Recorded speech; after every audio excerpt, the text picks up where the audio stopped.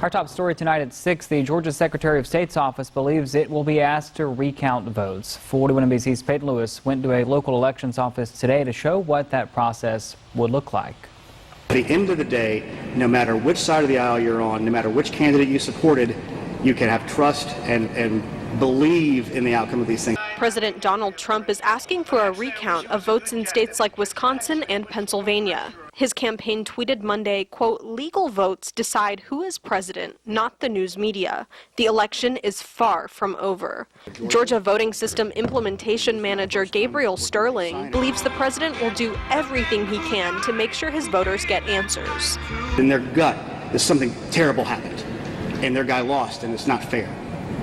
And when you're this close and the emotions run this high, it's understandable. And the president, to a strong degree, has a responsibility to the 70 million people or so who voted for him to say, I'm going to go through all the legal means. Local elections officials in Bibb County are already preparing for a recount, although one has not been officially called by the Secretary of State's office yet. But this is the first time we've ever had to do a recount that I can recall in my 10 or so years being down here. Elections chairman for Macon-Bibb County, Mike Kaplan, says there was never any doubt they would have to do a recount. Millions of voters and thousands of vote difference, so I do think there'll be a recount, and I hope and I pray that it turns out just like the election so people can be secure.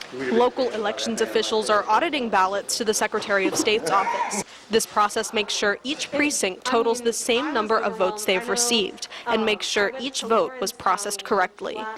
Election supervisor for Bibb County, Janetta Watson, says it will be a lot of work, but she's confident her office will count every single vote exactly the same as the first time. We just uploaded all of the memory cards, rescanned any absentee, military, provisional ballots.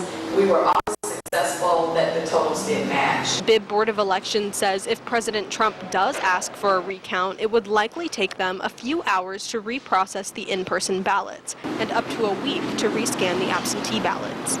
In Macon, Peyton Lewis, 41 NBC News.